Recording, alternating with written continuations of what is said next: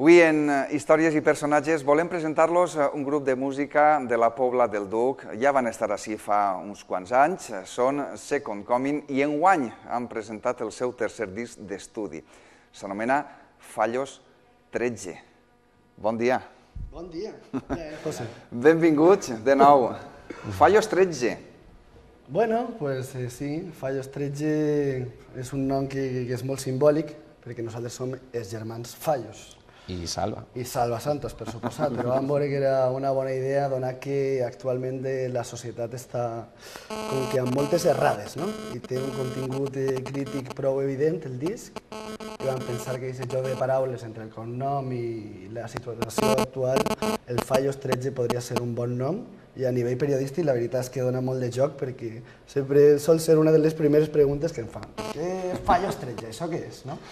I dona canxa per a la premsa, que és molt important també. Clar que sí, i és que ells ja han vist a José Fallos, que ens acaba d'explicar el per què el nom d'aquest títol, al costat Toni Fallos i Salva Santos, que són els tres membres que ens acompanyen en el dia d'avui, per a presentar-nos este nou treball, el qual heu fet amb tota la il·lusió del món, tot i els temps que corren, no? Sí, il·lusió, per suposat. Sí, la veritat és que cada volta és més difícil treure un disc, encara que nosaltres tenim la sort, entre cometes, que contem amb discogràfica, que a dia d'avui la producció d'autogestió, que es diu, l'autoproducció és el que més habitual per a les bandes del nostre nivell, però nosaltres, afortunadament, tant en el disc anterior, que ja vam vindre a presentar així, com en aquest, també, hem tingut la sort de comptar amb discogràfiques de Barcelona, que ens han recolzat per tal d'ajudar-nos en l'edició, no en la gravació, però sí en l'edició i la divulgació del disc. I per als temps que corren, comptar una discogràfica des de Barcelona és un privilegi, però també jo crec que també és un premi al treball d'aquest grup, de nosaltres tres. De molts anys. De molts anys de tocar, d'estar en l'escena i 10 anys produint discos. Este és el quart, no el tercer. I això també se reconeix a nivell de la gent que es coneix per tota Espanya i els contactes també que tenim tant a Madrid com a Barcelona, perquè malauradament a València la indústria discogràfica està també... Sí que n'hi ha històries incipients, però no n'hi ha una indústria consolidada discogràfica a València, malauradament. Quart disc, no el tercer conforme havia dit jo, és de veres, se me n'ha quedat un per ahí enlobrit. Anem a recordar-los i així sabem tots quins són, perquè començareu en el 2003 i com anaren naixent aquests 4 treballs, recordeu-mos-els. Pues Toni, si vols recordar-los... Sí, el primer era Usual Day, que va ser el nostre àlbum de debut, que va ser un àlbum en totes les cançons que havíem anat composant durant la nostra joventut i tal, les vam posar tots en el primer disc sempre s'eixa. Després vam fer immediatament l'espenta que es va donar primer, de seguida van traure el segon, que va ser Lejos del Extraño. No, el En què creer. El En què creer, el En què creer, i se'l van fer molt immediat. Després ja, quan vam fitxar per la discogràfica de Barcelona, vam fer ahí un disc més elaborat i tal, que va ser Lejos del Extraño, i ara anem a la càrrega una altra volta en Fallos 13. Mentre dure l'alegria, ahí estem. I com definiríeu este nou treball? Bueno, pues este disco jo crec que tornem més a les arrels. El tercer disc, el que vam vindre així a presentar, sí que era un disc que tenia sintetitzadors, era un disc que tenia una producció prou distinta al que nosaltres solem fer habitualment, perquè nosaltres sempre hem funcionat històricament. Portem 10 anys produint discos, però són la carretera, per dir-ho així, 15 anys tocant junts amb Salva, on som una família totalment, i el nostre format característic és el trio de rock and roll, el format primari, bàsic de guitarra, baix i bateria, és el que més hem explotat sempre, i este disc torna una altra vegada a les arrels, i jo crec que definís molt millor el que és la nostra banda que no l'anterior, que probablement igual a nivell de premsa també van aconseguir molt bons resultats en el disc anterior, el que vam vindre a presentar així, el Lejos del Extraño, però identifica o mostra d'una forma més evident el que és este grup, un grup molt bàsic de rock and roll, de power pop, com vulguis dir-lo, més de power pop, perquè les melodies són molt suaus, no és un rock agressiu, però de formato essencial, bàsic, primari, guitarra, baix i bateria, i això també la gent ho valora molt. Tres tios que sonen bé, la gent valora aquest mèrit també. Salva és el bateria, no podem escoltar-te la bateria, però volem escoltar-te que ens expliques. I vaig a fer-te una pregunta. Com se porta a treballar amb els germans Fallos? Imposen la seva autoritat perquè són 2 contra 1 o se treballa a gust, Salva? La pregunta és bona, No, però bueno, a banda de que en el transcurs de la nostra trajectòria com a grup, els 2 germans són germans, jo sóc jo, però en ells cada problema, o sigui, encantat de formar part del grup des dels inicis i que treballar en ells és meravellós perquè pràcticament m'ha criat en ells, en el món musical, mai millor dit, i com bé dia José, en la nostra trajectòria, uns discs estan reflexant un tipus un estil en un moment determinat i un altre disc que està reflexant un altre estil en un moment determinat. En aquest últim, com podreu escoltar o comprovar, Fallos 13, tornem un poc a la reminiscència inicial, el grup bàsic, nosaltres 3 i un poc això. Ja t'he dit, treballar en els germans... Es barallem, el 80% del temps estem barallats. L'altre 20% és molt productiu, però el 80% bàsicament barallats, sí. No, és difícil, la convivència. La convivència entre nosaltres nosaltres admirem molt, de vegades ho comentem, els grups o les orquestres també, que són 10 tios en l'escenari i tal, i la coordinació d'això i tal és admirable. És admirable perquè nosaltres, al cap i a la fi, som una família que produïm discos, com hem comentat abans, són 10 anys en el mercat, el que es diu en el mercat, però tocant junts estem parlant de més de 15 anys i som una família i es portem com a germans, els 3, no? Però caòticament... Sí, bueno, en els nostres rifirrafes, això és consubstancial a totes les famílies, no? I a totes les bandes de rock, i a totes les bandes de rock. Però això dels grups i tal, que nosaltres, igual que s'ho parlem, 8 o 9 tios, mare meva, el que no arriba tard, s'ha enfadat en i ara en aquell no parle, això té que ser així, perquè... Una bomba, La curiositat, Salva, és... Quan estan aquests rifirrafes que esteu fent menció, qui són els que estan més units? Els 2 germans en contra teua o conforme passen moltes famílies els que més discuteixen són els propis germans? Jo trobo que ahí està, no? O sigui, primer que el nivell d'exigència és màxim, és dir, per a poder arribar al nivell que volem estar, el nivell d'exigència musicalment parlant és màxim i això moltes vegades inclús provoca que entre els 2 germans hi hagi un pique o una baralla o un comentari o un matís en un moment determinat. Però bé, llevat d'això sí que és de veres que composar és complicat, després el poder passar a l'escena el que s'ha composat és molt més complicat també i en aquesta producció de la música és on solen llaure algunes cosetes que al final acaben sent productives. Com se sol dir, un moment bo, suplís tots els mals rotllos que puguen haver-hi. Jo trobo que sí. No, però les bronques més grans són entre ell i jo. És el que dia jo. Sí. El que passa és que ahí, clar, al Sant Demà està ma mare que fa un putxeret i ja... Tot arreglat. Què va passar ahir? Va, tu què vols, piloto o putxero? I s'ha acabat. En fi, heu parlat de les composicions, Salva estava comentant. Qui fa les composicions?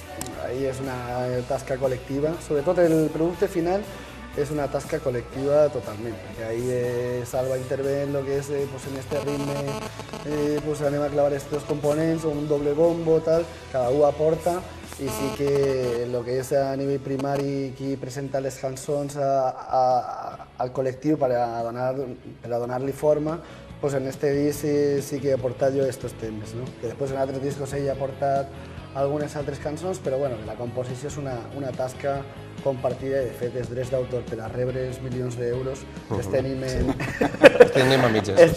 Els tenim ahí vertebrats en percentatges per a que siga una composició de fet en el disc o reflexa cançons composades per Second Coming i no volem atribuir a... No, les cançons són d'este o de l'altre, no, són del grup, que per això som una família. I què voleu transmetre amb les vostres lletres?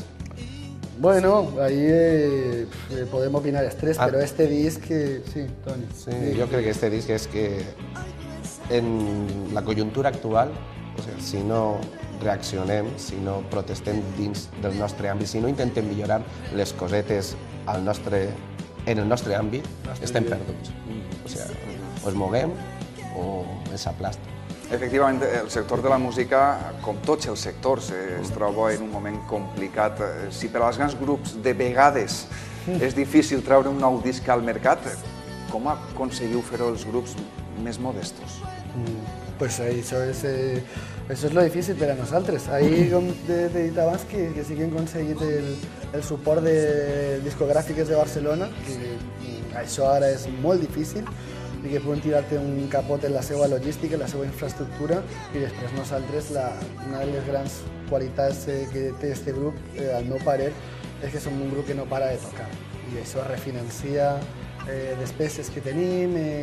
Som un grup de rock que és rentable, entre cometes, per almenys que no té pèrdues. Avui en dia els grups que se mantenen i que s'estan professionalitzats són ja els d'alt nivell. Abans n'hi havia una segona divisió de grups que podia subsistir o viure de la música. Això també la classe mitja musical està desapareguent. Està desapareguent i nosaltres estem ahí aferrats a encara poder traure discos i en la que està caiguent poder traure discos i poder sufragar-los i poder tindre alguns concerts, clavar-se en alguns bolos d'ajuntaments i en algunes produccions bones, però perquè som un grup que no ha parat mai de tocar i això ha anat al favor nostre. Al final, en el decurs del temps, al final ha sigut una cosa molt positiva, perquè es permet encara a dia d'avui dir anem a treure un disc. Podem fer-ho, altres grups no poden fer-ho perquè un disc el muntant d'un disc com este en una edició de 1.000-1.500 còpies te'n vas a més d'1 milió de pessetes, de 6.000 o 7.000 euros. El bo és que podeu subsistir conforme digueu, però això sí, viure de la música encara no serà la idea de fer-ho en un futur. Compagineu la música amb les vostres professions, no? A què es dediqueu? Jo mestre d'escola. Mestre. Sí, jo també, mestre. Jo treballo en una assessoria d'empreses, o sigui, tampoc...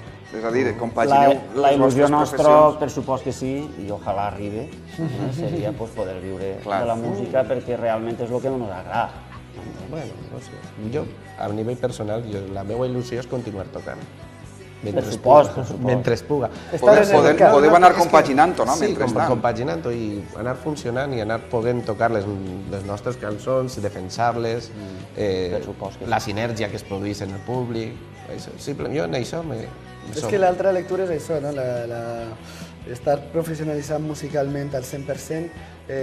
Nosaltres ho hem vist, el nostre pare estava clavat en la música de tota la vida i tal, ho hem viscut a casa de sempre i ho coneguem des de fa molts anys, la dinàmica o l'estil de vida d'un professional de la música.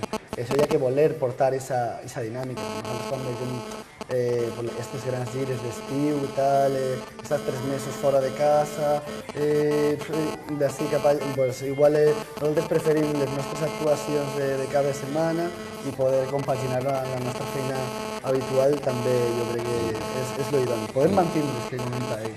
I la nostra vida personal, també. Claro. Tornem al disc. Fallos 13, ja els hem presentat, i ja l'heu presentat també per ahir. Quina ha sigut la resposta del públic? Jo crec que este disc ha funcionat a nivell de crítica i de premsa i tal, a nivell periodístic és molt important el millor disc, el que més positivament s'ha encaixat a nivell de premsa. Després, a nivell de públic, les presentacions que hem fet, les importants a València, a Madrid i tal, han eixit molt bé.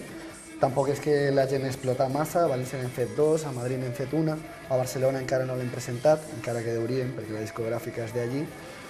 Però i després la resta d'actuacions que hem fet al Coll, Gandia, tot això ha funcionat molt bé, a la platja d'Oliva...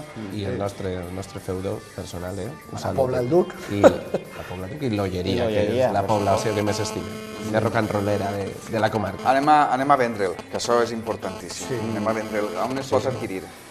El disc té distribució física a MediaMarket, a grans superfícies i tot això, però per tal de trobar-lo, el més fàcil és entrar a Second Coming Web, al nostre portal, perquè ahí n'hi ha un formulari i nosaltres l'enviem directament al domicili, sense gastos de port ni res, se pot enviar el disc online, amb facilitat. I a la Productiva Records, que és la productora, també se pot adquirir online, tant al portal de de la discogràfica com al nostre portal propi. Això en format físic. Després una altra cosa important també és que la gent que vulgui adquirir-lo en format digital, perquè cada volta més això ja és un anacronisme, això ja és una relíquia. Això ja és un disco, però això on s'hi clava? En el microondes? Hi ha molta gent que de fet no té reproductor de CD ja va tot en l'iPod, està tot digitalitzat. Aleshores, recomanem també que la gent que no vulgui aquest format, sinó el format digital, que el disc està en Spotify, en iTunes, Second Coming, Fallos 13, i en un import, lògicament, molt més barat que no en format físic. Per als que no siguin col·leccionistes, ja, això és de col·leccionista. Lògicament, avui el que no està en internet no existeix. No. A banda de la pròpia pàgina web que heu comentat, també esteu en les xarxes socials, se vos pot trobar? Sí. Jo trobo que aquest disc, també perquè en l'evolució del temps, si parlem de 10 anys cap darrere, no és el mateix que en l'època en la que ens trobem. Des del primer moment que van colgar el primer videoclip, és un tema que tenim així, Chaplin, no sé si en qüestió d'una setmana, 4.000 i pico visites. O sigui, com tu bé dies, no, José, el tema d'estar en les xarxes socials és superimportant i trobo que de tots els discs, l'últim és el que més està merejant també un poc en això, no? De que la gent... Sí, és que en 2010 tampoc la presència de Facebook, YouTube i tot això no era tan evident. I ara, clar, nosaltres podem supervisar el seguiment de si nosaltres posem un post en un vídeo de Madrid o un videoclip i tal, podem veure la reacció in situ en temps real, no? En fi, per acabar, pròxims concerts a la vista. Per aquests concerts, el més important que tenim a l'abast que està en res és en Alcoi, que pràcticament serà una miqueta, no sabem si fi de gira oficial, després continuarem tocant, lògicament, després de Nadal, però aquest dia va ser pràcticament una efemèride perquè van començar en abril en Alcoi a manejar el disc i l'acabarem també allí a la zona, al casc antí d'Alcoi, al Zoo Loco, el 14 de desembre, i aquest dia jo crec que serà un dia Avui de la vesprada, gran festa. Molt especial, sí. Vos desitgem molts èxits amb aquest disc, té bona pinta, conforme hem escoltat, ara a comprar-lo i a escoltar-lo, o a baixar-se'l en les xarxes socials, que ara en internet està tot ahí a l'alcance de tots. Moltes gràcies per haver estat amb nosaltres. Gràcies, José. Insistís, molts èxits. Gràcies.